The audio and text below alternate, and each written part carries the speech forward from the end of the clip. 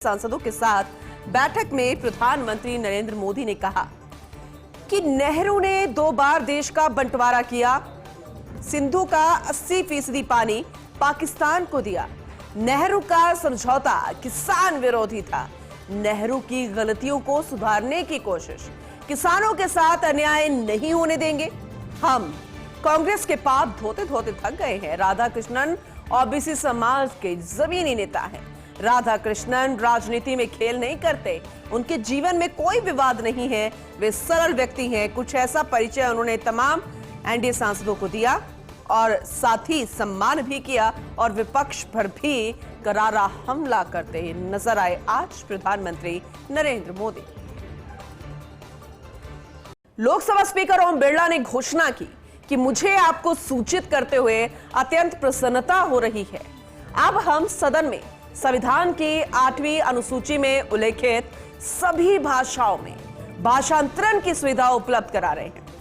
अभी तक सदन में हिंदी और अंग्रेजी के अतिरिक्त 18 भाषाओं जैसे कि असमिया, बंगाली, बोडो, डोगरी, गुजराती, कन्नड़, मैथिली, मलयालम, मणिपुरी, मराठी, नेपाली, उड़िया, पंजाबी, संस्कृत, सिंधी, तमिल, तेलुगु और उर्दू भाषाओं में भाषांतरण की सुविधा प्रदान की जा रही थी, लेकिन अब इसमें कश्मीरी, कोंकणी और संथाली भाषाओं को भी शामिल किया गया।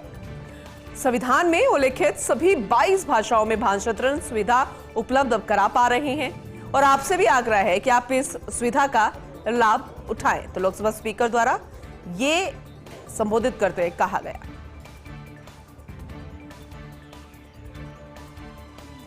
तो एक चीन के विदेश मंत्री वांग यी का 2 दिवसीय भारत दौरा। एनएसए अजीत डोभाल से मुलाकात की वांग यी ने।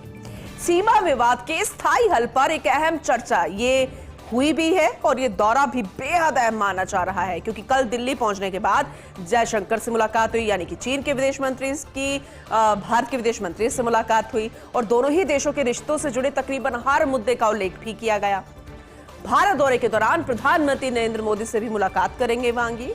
गलवान में संघर्ष के बाद दोनों ही देशों के संबंध निचले स्तर तक पहुंच गए थे। अब दोनों ही देश सीमा मुद्दे समेत अन्य विवादों को सुलझाने में बेहद तत्पर है और अगर सकारात्मक रूप से भविष्य में इन बिंदुवारों को अगर देखा जाए, वो अगर निकलता हुआ नजर आएगा सकारात्मक रूप से, तो ये बेहद अहम हो सकता है। फर्जी दिव्यांग सर्टिफिकेट से नौकरी मामले में एक बड़ा खुलासा। पुरानी भर्ती वाले कर्मचारियों की जारी की गई री इन्वेस्टिगेशन। सीएमओ में कार्यरत एक कर्मचारी को पकड़ा गया। री इन्वेस्टिगेशन में दरअसल सोमवार को एसएमएस मेडिकल बोर्ड के सामने बधिर कर्मचारी को पेश होना था, लेकिन आरोपी ने खुद की बजाय एक डमी को भेज दिया। जांच के बाद सवाल जवाब में वो डमी पकड़ा गया। अब राज खुला तो बाहर खड़ा कर्मचारी फरार हो गया। कार्मिक विभाग ने आरोपी कर्मचारी और डमी के खिलाफ एफआईआर दर्ज कर ली है। लिपिक ग्रेड प्रथम फलोदी के भादुनगर निवासी अशोक कुमार को पेश होना था, जो 2018 की भर्ती में दिव्यांग कोटे में लिपिक ग्रेड द्वितीय बना हुआ था। एक प्रमोशन मिलने के बाद लिपिक ग्रेड प्रथम बन गया था अशोक। एसओजी के पत्र पर 5 साल की भर्तियों की जांच के तहत अशोक को इन्वेस्टिगेशन के दौरान पेश होना था, लेकिन फिलहाल वो नहीं हुआ और अब एफआईआर डमी और जिस पर आरोप है, जिसे पेश होना था, उन पर दर्ज की गई है। एशिया कप के लिए भारतीय टीम आज घोषित की जाएगी। मुंबई में राष्ट्रीय चयन समिति 15 सदस्यीय टीम चुनेगी और इसके बाद दोपहर 1:30 बजे टीम का ऐलान किया जाएगा। मीटिंग में कप्तान सूर्य कुमार यादव भी भाग लेंगे। रोहित और विराट के T20 से संन्यास के बाद भारत का पहला बड़ा टूर्नामेंट है। ऐसे में इस बार टीम में कई बड़े बदलाव देखने को मिल सकते हैं। इंग्लैंड में शानदार प्रदर्शन के बाद शुभमन के नाम पर भी चर्चा जारी है। साथ ही शीर्ष के कई खिलाड़ियों को लेकर माथापच्ची भी जारी है। 9 सितंबर से 28 सितंबर तक भारत की मेजबानी में खेला जाएगा एशिया कप।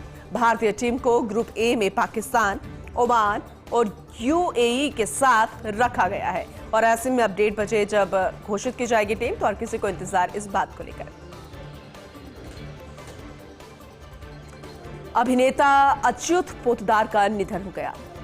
91 साल की उम्र में उनका निधन हुआ। ठाणे में अंतिम सांस उन्होंने ली। भारतीय सेना से लेकर एक्टिंग की दुनिया में उन्होंने अपना नाम कमाया। लंबे समय तक भारतीय सेना में सेवाएं दी।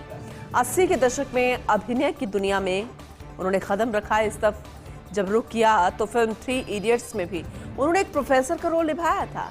उनका इस फिल्म में एक चर्चित डायलॉग था, अरे कहना क्या चाहते हो। और आज भी मीम्स की दुनिया में ये डायलॉग खूब इस्तेमाल किया जाता है। मराठी और हिंदी सिनेमा में अच्युत पोतदार ने अहम योगदान दिया है और अब वो हमारे बीच में नहीं रहे, उनका निधन हो गया है।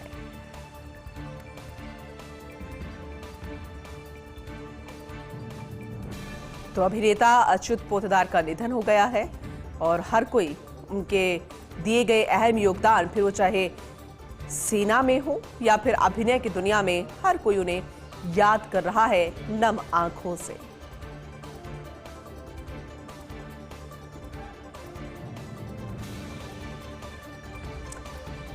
तो 91 साल की उम्र में उनका निधन हुआ। थाने में उन्होंने अंतिम सांस ली।